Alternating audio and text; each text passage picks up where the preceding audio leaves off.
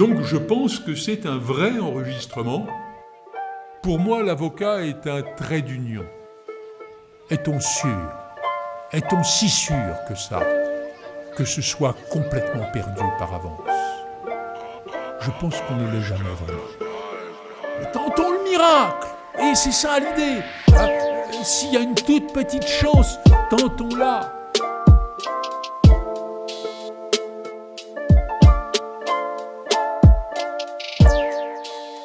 Soyez les bienvenus pour le tout premier épisode de Paroles Vives, une émission d'immersion dans l'intimité d'illustres orateurs, présentée par la Conférence Olivain, doyenne des associations étudiantes de France, fondée en 1874, indépendante de tout parti et de toute obédience.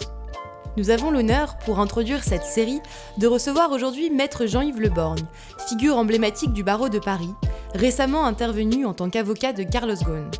C'est l'occasion de revenir ensemble sur la plaidoirie prononcée devant le tribunal correctionnel de Paris le 8 octobre 1996 en sa qualité de conseil de Jean-Jacques Mazier à l'occasion du procès de l'église de Scientologie.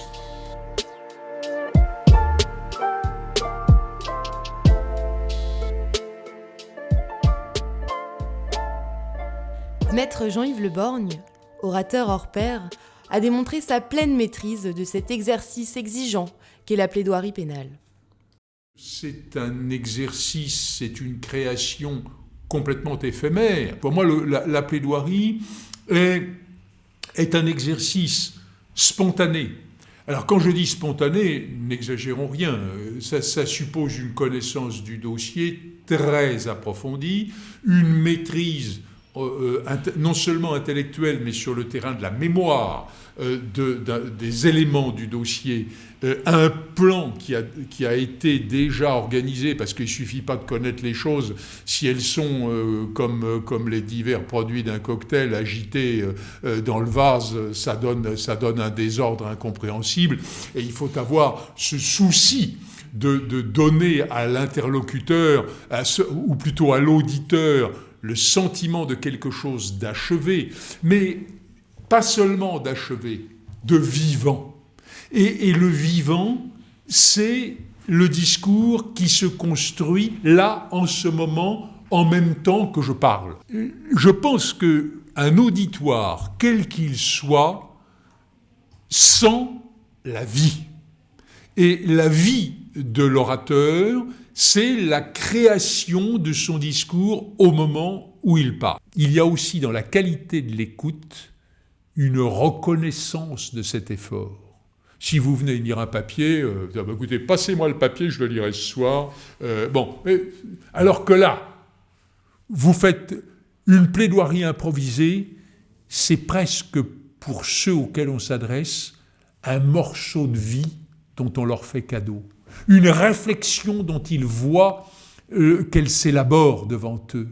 Des gouttes de sueur au front qu'ils perçoivent à travers l'effort qu'on fait. Une sorte de vérité physique et intellectuelle de l'homme qui parle, qui quelque part porte et favorise l'idée que son discours est tout aussi authentique. Mais c'est pour ça qu'il ne faut pas lire. C'est pour ça qu'il ne faut pas être dans quelque chose. Il faut lire dans un regard. Il faut lire dans l'attention, ou dans l'attention qui faiblit, que ça suffit comme ça. Il faut lire aussi que l'argument qu'on a posé est un argument qui passe ou qui passe pas. Il y a les discours qui, on dirait maintenant dans le vocabulaire du café du commerce, qui font le job. On dirait un tel a prononcé tel discours, ouais. Oui, mais est-ce qu'il a convaincu ?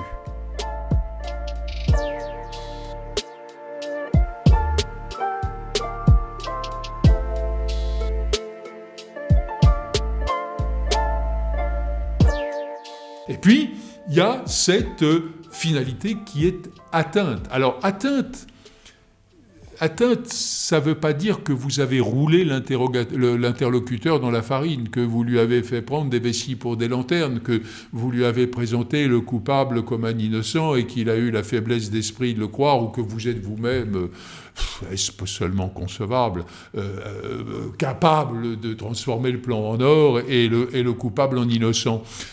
Non, mais simplement que votre discours a été entendu. Et s'il a été entendu, on n'est plus dans le rejet, on n'est plus dans la rupture, on n'est plus dans l'objectivation extérieure et lointaine de l'autre. Parce que cette objectivation extérieure et lointaine, ce rejet, c'est ce qui conduit à la condamnation, je dirais le cœur léger. Cet autre, c'est celui-là qui n'est pas comme moi. Vous savez, il y avait, je ne sais pas si vous êtes latiniste, on l'est peu par les temps qui courent, mais vous savez, dans les pronoms démonstratifs, il y avait chez les latins ille et iste. Ille, c'était celui-là, là-bas, au lointain, ça n'était déjà pas très bien. Et iste, c'était celui que le procureur désignait. Iste, c'est abominable, si vous voulez. Bon. Donc, la vraie question, c'est que, et il y en a un troisième qui est hic, c'est qu'il faut casser l'ille qui est étranger. Il faut encore plus casser l'isté qui est le coupable. Et il faut arriver à l'ic, c'est-à-dire celui qui est comme moi. Comme moi, pas comme moi qui parle, comme toi qui m'écoutes. De telle sorte qu'au fond, ce que tu lui reproches devient quelque chose dont tu comprends qu'il l'a fait. Mais si tu comprends qu'il l'a fait, c'est qu'au fond, peut-être, tu aurais pu le faire toi-même. Maintenant, la question, c'est que nous parlons de plaidoirie, nous parlons de discours. Il y a aussi le silence. Mais le silence, c'est précisément ce qui fait que l'événement a un nom, une valeur, une pesanteur préfabriquée et intangible. Au fond, nous sommes souvent confrontés au monde dans une sorte de globalité indifférenciée.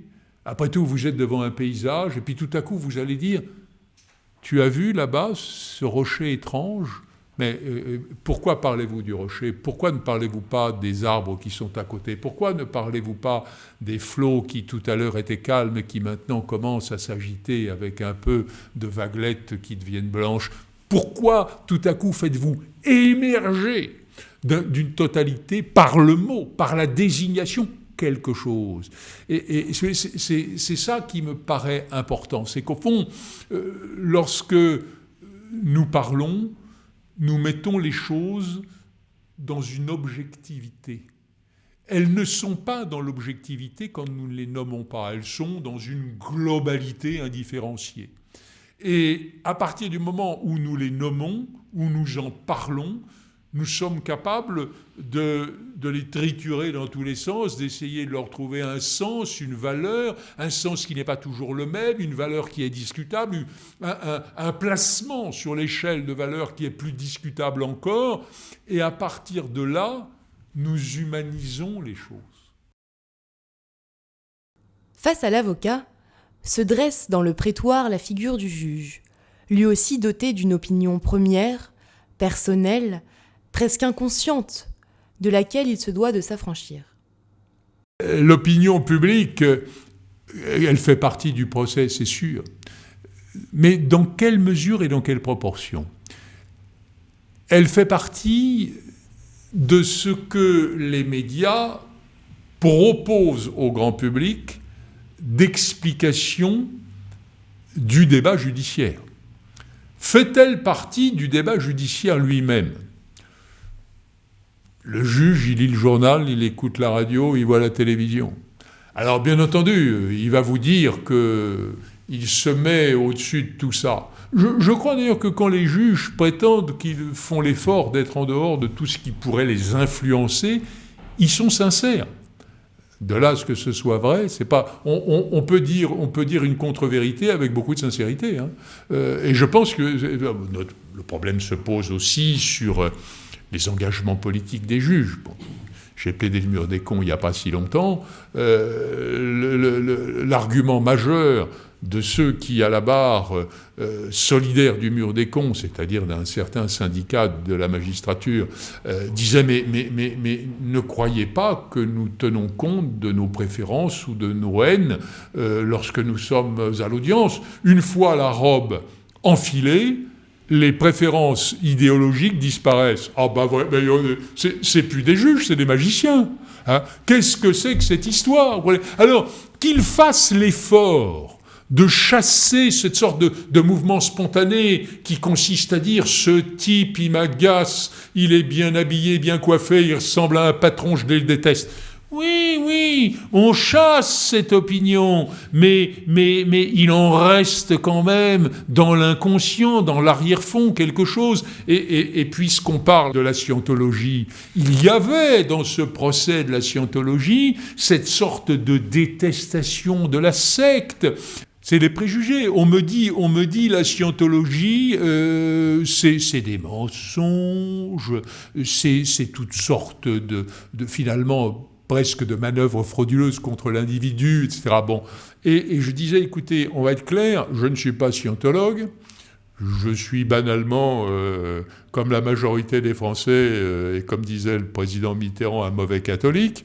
Mais vous me dites que la scientologie raconte des balivernes et que tout ça, c'est bon. Mais moi, je retiens de mon catéchisme qu'il y a 2000 ans, il y avait un homme qui marchait sur l'eau et qui ressuscitait après la mort, et que aujourd'hui encore, des milliers, des centaines de milliers de personnes disent qu'ils le croient fermement.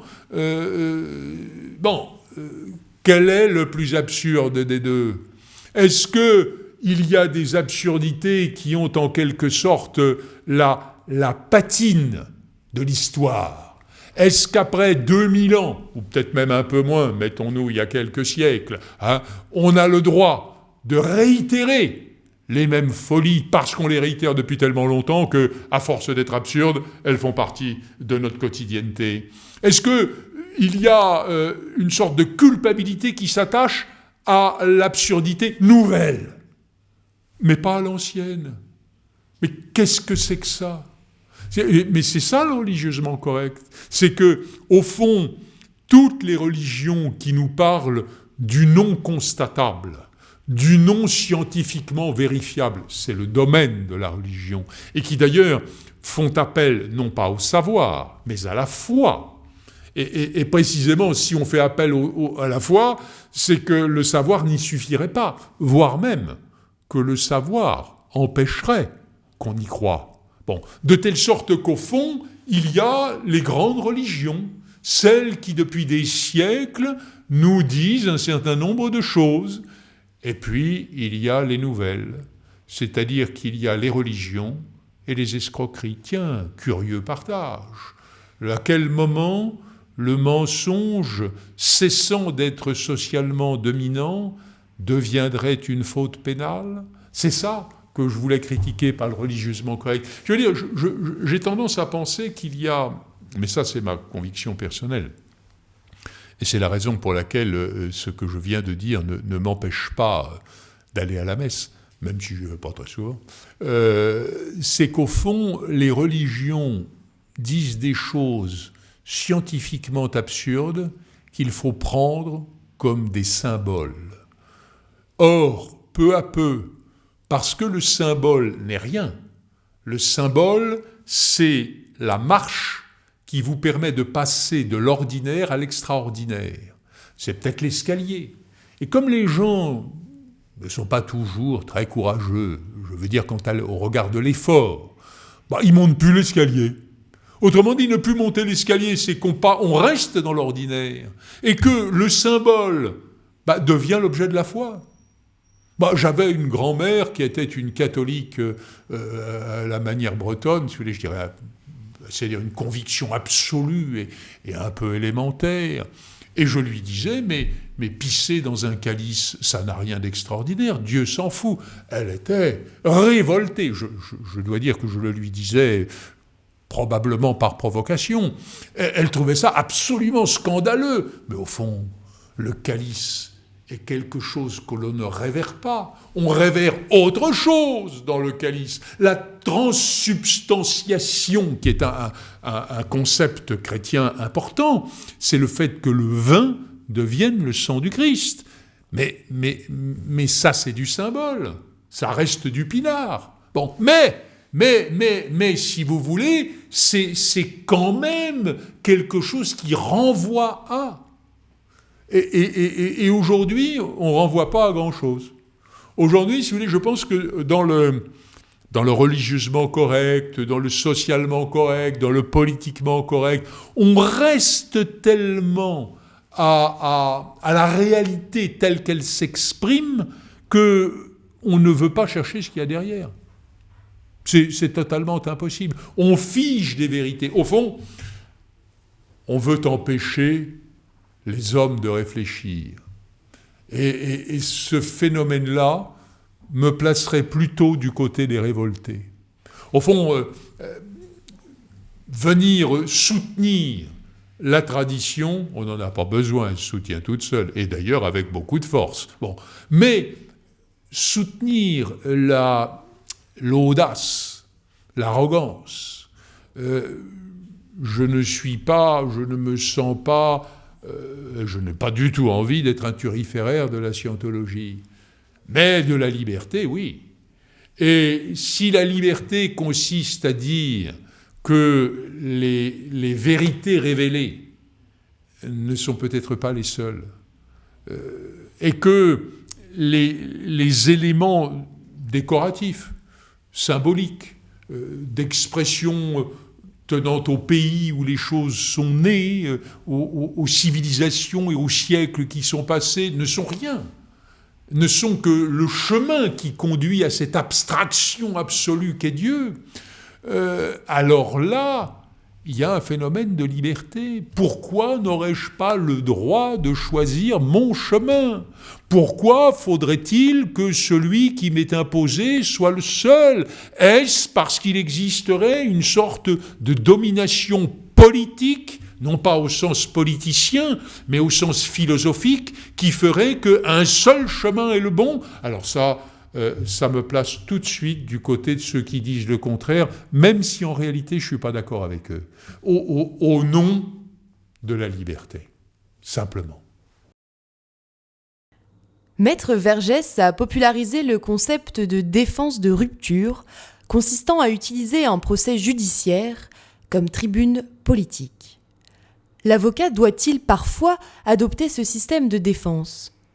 Alors, écoutez, je pense qu'il n'y a pas de recette obligatoire, et que ce faisant, l'avocat doit-il ? Non, l'avocat, il fait ce qu'il veut. Et il y en a plusieurs sortes. L'idée de venir, dans un procès surtout pénal, dire « mon client a fait ce qu'il a fait, et si je le ferais encore, si c'était à refaire », c'est une position parfaitement provocatrice, qui peut avoir son sens dans certains cas, mais qui n'est pas judiciaire. Elle est proprement politique. Au fond, tout le problème politique d'une idée nouvelle, c'est que on peut la soutenir utilement lorsque les esprits sont mûrs et peuvent l'admettre. Lorsque le juge peut admettre que malgré la loi, la faute que l'on poursuit n'en est pas une. Là, il faut porter, les stockades. Il faut aller plus loin. Il ne s'agit pas seulement de décrocher une peine légère parce que la faute n'en est plus une dans l'esprit collectif. Il s'agit de décrocher des arguments pour que s'élève de l'opinion publique, c'est-à-dire bientôt des parlements et de l'État, l'idée que la loi répressive est illégitime et donc qu'elle doit être supprimée ou modifiée. Au fond, un avocat n'est jamais qu'une force de proposition, ce n'est pas une force de décision. Pour moi, l'obsession de l'utilité est importante. Alors quand je dis de l'utilité, je ne la mesure pas au résultat. Je la mesure à la volonté d'être utile. Si je jetais un regard en arrière sur une défense que j'aurais conduite, et où je me dirais, bon, il est probable que du point de vue de l'économie judiciaire, ce que tu as fait n'a servi strictement à rien, même peut-être qu'il a eu quelques années de plus. Mais alors, qu'est-ce qu'on leur a mis ? Oui, je ne serais pas fier de moi. Hein.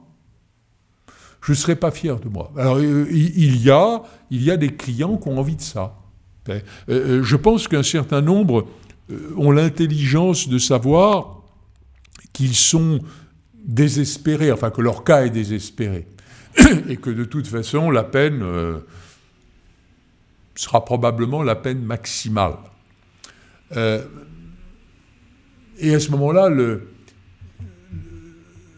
procès, ce qu'ils disent et ce que l'avocat va dire pour eux, devient le dernier cri. Et il y a comme une dignité du désespéré à proférer la dernière insulte de l'homme libre. Je peux comprendre cela, mais je n'ai pas envie, moi, de jouer ce rôle. Parce que c'est admettre la désespérance. Alors bien sûr, faut pas être irréaliste. Hein, de temps en temps, perpétuité est inscrit en pointillé, mais enfin les pointillés sont plus ou moins gros. Mais voyez-vous, on a souvent le sentiment que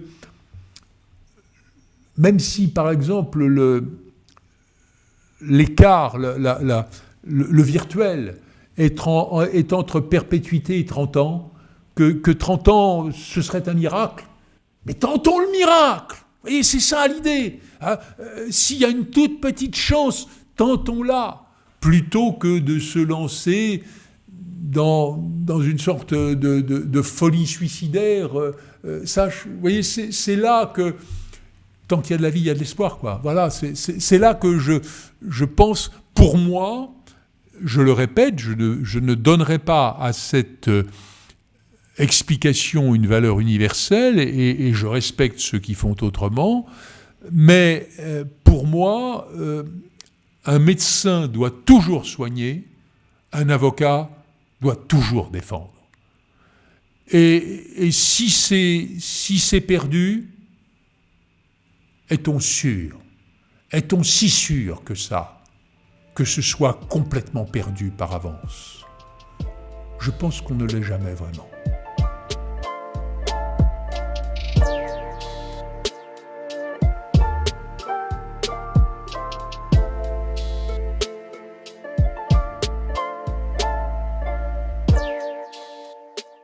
Dans l'imaginaire collectif, l'avocat est un menteur, un acteur, un séducteur. Mais au fond, qu'est-ce qu'un avocat, si ce n'est l'homme qui doit défendre ? Et peut-on défendre sans convaincre et convaincre sans séduire ? Maître Jean-Yves Le Borgne nous livre sa propre définition de la conviction, persuadé que celle-ci passe par la séduction, mais aussi, et surtout, par l'humour. Je pense que vous ne convainquez jamais si vous ne séduisez pas un peu.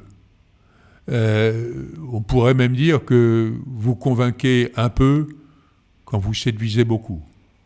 Et que je pense qu'il y a des choses étranges. Une belle défense, bien conduite, avec des arguments respectables, dont le juge qui les entend se dit « mais je ne peux quand même pas tenir compte de ça ». Ah bon ? Il y aurait donc des arguments qu'il faut écarter ? Au nom de quoi faudrait-il les écarter ? Mais si vous l'avez, je ne dirais pas séduit, mais un peu, si pendant quelques instants il s'est dit « ah ouais, c'est vrai, ça, c'est un problème ce qu'il dit là », bon, il va partir avec ça. Et là, entre la conviction et la séduction, je pense que la différence est extraordinairement difficile à faire. Oui, je pense que séduire, pour un avocat, ce n'est pas de la prostitution. Ce n'est pas une manière de faire plaisir, de se rouler par terre. D'ailleurs, je pense qu'un juge qui se respecte est tout aussi rétif à l'injure, qui ne le serait pas, qu'à la flagornerie. Et qu'au fond, le discours qu'on respecte, c'est le discours qui, certes, vous respecte, vous, auditeurs, mais qui, quelque part, ne vous prend pas non plus pour un crétin qui serait le renard, ou le corbeau, plutôt, tiens, la robe est de la même couleur, que de la fable. Vous voyez, bon, parce que, franchement, on entend de temps en temps ces discours d'une flagornerie, mais qui est écœurante. Bon, je pense qu'elle est écœurante pour celui qui écoute dans le public, mais qu'elle est tout aussi écœurante pour le juge. Hein, lui dire à quel point il est grand, il est beau, il est extraordinaire, il est plus fort que tout le monde. Ce type me prend pour un crétin. Et peut-être même dans une forme plus militaire que celle dans laquelle je l'exprime. Vous voyez, voilà. Il faut... bien sûr qu'il faut plaire, bien sûr. J'ai passé ma vie professionnelle et notamment ma vie de prétoire, qui a quand même été l'essentiel de cette vie professionnelle, dans la crainte, mais une vraie crainte, vous voyez, pas une coquetterie de surface, d'ennuyer, dans la crainte qu'on ne m'écoute pas. Vous savez, les juges, on voit très bien dans le regard, vous savez, ce regard qui se fige, ce regard qui vous fait croire qu'il plonge dans vos yeux le supplément de votre discours, alors qu'en réalité, il est en train de se dire « il va me plaider encore longtemps comme ça, je vais devoir faire mes courses chez l'arabe du coin, qui est plus cher que le Monoprix. » Vous voyez, bon, mais ça, c'est-à-dire cette sorte de posture de la fausse écoute, c'est quelque chose qui m'effraie. L'avocat en défense, il plaide en dernier. Et comme au palais, il paraît qu'il y a une règle, on ne plaide pas après moi. C'est pas moi qui l'ai posée, cette règle, hein, c'est les autres. Hein. Bon, je plaide donc souvent le dernier. Donc je plaide après, 2 ou 3 parties civiles, l'avocat général, 3 ou 4 avocats en défense. Et il faut encore qu'on m'écoute. Mais ils en ont marre, ils en peuvent plus. Ils vont écouter 5 minutes par conscience professionnelle et puis après, l'esprit va dériver vers autre chose. Alors là, j'en viens à votre propos, l'humour, la plaisanterie, c'est une façon de ramener l'auditeur dans l'écoute. C'est une façon... Vous savez... Le comique, alors il faut faire attention au comique, parce que ça peut... Bon, mais le comique vous crée un moment de sympathie. Le juge que vous faites sourire, pas plus, que vous faites sourire après 3 heures de plaidoirie de partie civile, 2 heures de réquisitoire et 4 heures de défense, il vous en est reconnaissant. Et à partir de là, non seulement il vous en est reconnaissant, dans l'inconscient bien sûr, mais il revient à vous. Il y a cette sympathie qui consiste à dire il a été assez, au fond, aimable pour me faire cadeau d'un sourire, de mon sourire, à moi juge. Bon, je pense que l'abandon très momentané, il ne s'agit pas de se transformer en comique troupier ou en one-man show de comique, hein, mais le petit détour, si vous voulez, le claquement de doigts à peine perceptible qui va entraîner un sourire, ramène l'auditoire à l'écoute. Fait que votre discours n'est plus ce machin technique indigeste et pénible, mais devient au fond un discours agréable. Et après, quand vous avez récupéré votre auditoire, vous pouvez revenir à des choses sérieuses. Donc je pense, si vous voulez, de temps en temps, il m'est arrivé, vous savez, dans ce moment d'anticipation, vous êtes en train de plaider, vous dites, je vais le faire, ça, ou je vais pas le faire. Bon, je vais me laisser aller à cette plaisanterie, ou pas, est-ce que c'est bienvenu? Puis vous avez quelques secondes à peine pour trancher, pour décider. Souvent, je le fais. Et je me dis, globalement, vous voyez, avec le recul du temps, je peux me tromper, mais je ne crois pas que ça ait jamais porté préjudice. Alors bon, il en va du comique comme de toute chose. Il y a le comique troupier, il y a le comique lourd, il y a le comique presque indécent. Et il est facilement indécent dans une enceinte de justice. Parce qu'en général, on n'est pas en train de parler de choses olé olé. Donc il faut que le degré de sourire ne soit pas incompatible avec le sérieux du débat général. C'est pas simple. Parfois on peut se tromper, parfois on peut être légèrement au-dessus. Il faut récupérer tout de suite après, revenir au sérieux, parler d'autre chose. Mais je pense quand même que c'est une nécessité. Maître Jean-Yves Le Borgne, licencié en philosophie, est un homme cultivé qui multiplie dans ses plaidoiries les références aux grands auteurs. Il nous parle du lien tissé entre culture et art oratoire et nous dévoile ses conseils pour devenir un bon orateur. Alors, je pense que la culture est très importante et fondamentale. D'abord parce que le discours, c'est de la langue. Que la langue, ça s'apprend. Et que j'ai de temps en temps le sentiment que certains plaident dans un français approximatif. Alors, je ne suis pas sûr qu'il faille s'exprimer comme Chateaubriand pour être avocat, n'exagérons rien. Je crois même qu'il faut s'exprimer d'une manière qui soit admise par tous. Mais finalement, si vous lui avez emprunté un certain nombre de choses et que vous vous en rappelez plus, c'est pas lui qui va venir vous le reprocher. Bon, si finalement, dans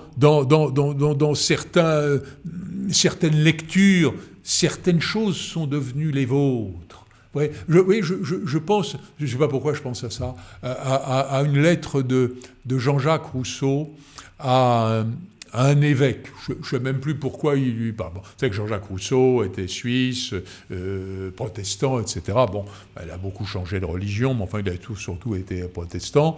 Et il écrivait « Pourquoi faut-il, monseigneur, que j'ai quelque chose à vous dire ? Qu'y a-t-il de commun entre vous et moi ?» Voyez-vous, cette façon à la fois de dire « mais j'ai rien à vous dire, on n'est pas du même monde, mais pourquoi faut-il que je dois vous... » Cet agacement consistant à il faut quand même que je vous écrive. Bon, de temps en temps, je l'emprunte. Mais je ne dis pas que c'est Rousseau, je ne parle pas de l'évêque. Cette manière d'avoir, au fond, la culture, c'est ce vieux mot, j'oublie son nom, de ce président du... Édouard Herriot. Édouard Herriot, président du Conseil sous la Troisième, mais aussi normalien et agrégé de lettres, qui disait la culture, c'est ce qui reste quand on en a tout oublié. Mais c'est-à-dire la culture, c'est ce qui reste en moi comme m'appartenant, alors qu'en réalité, ça appartenait à l'origine à l'autre. Voilà. Mais si vous voulez avoir la force d'un discours qu'on écoute et qu'on respecte, faut emprunter cette force parfois à autrui. C'est en ceci que la culture est fondamentale.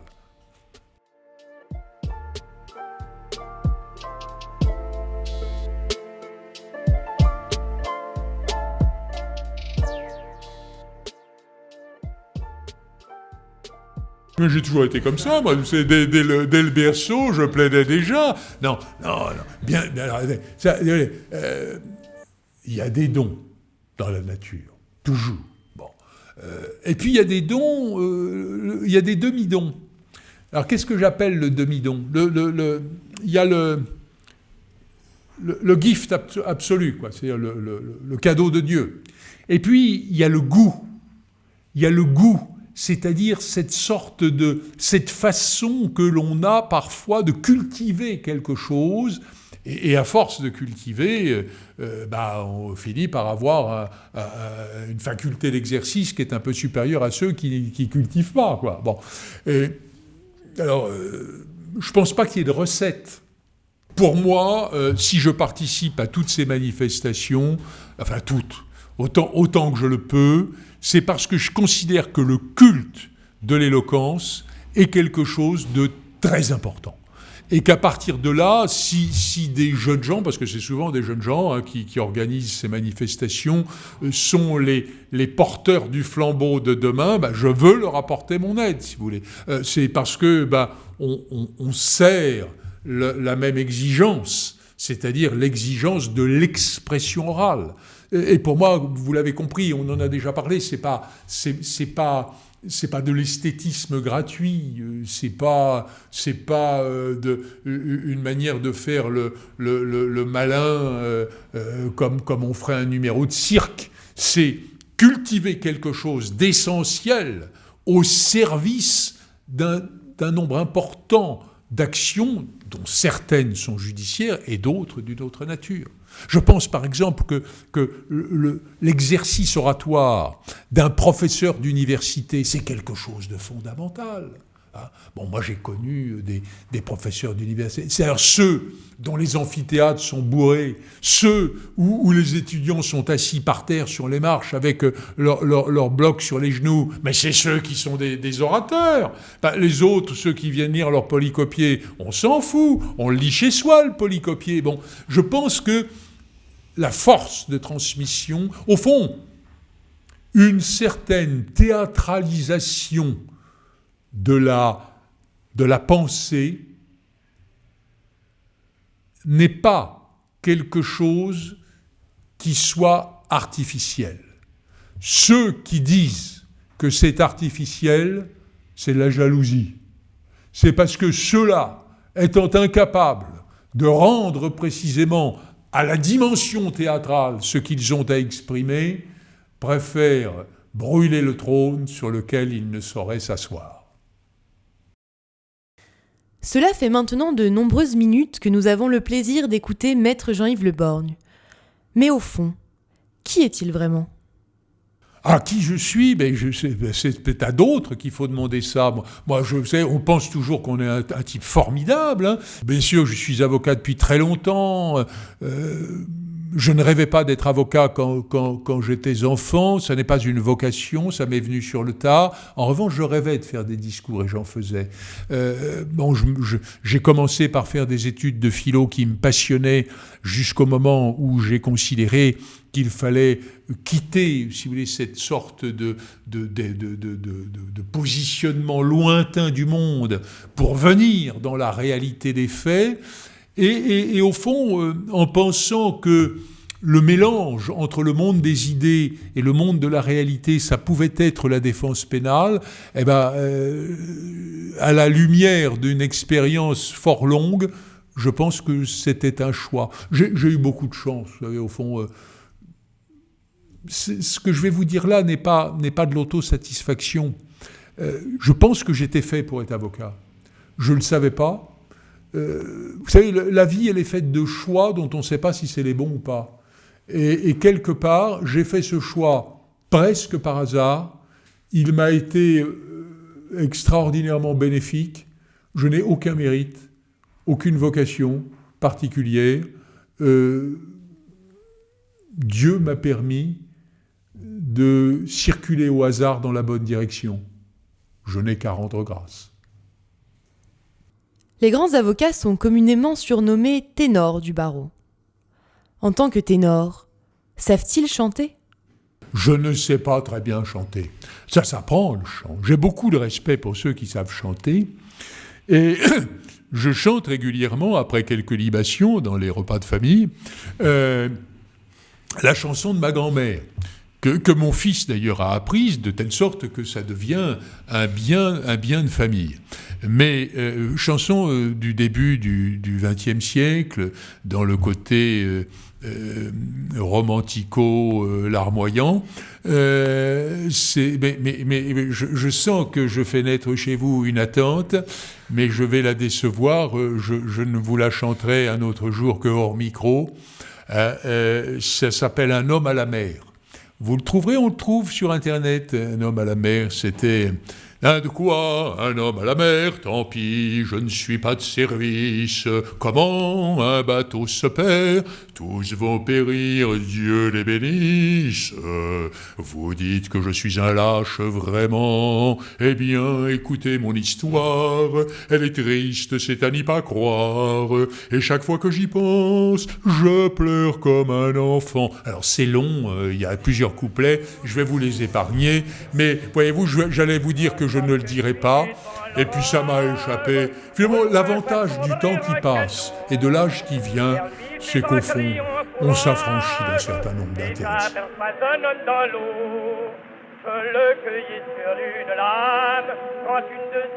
Maître Jean-Yves Le Borgne, recevez tous nos remerciements pour avoir accepté notre invitation.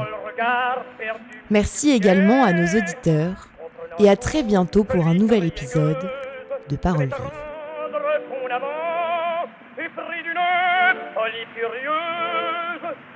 Rejeter l'homme dans l'océan.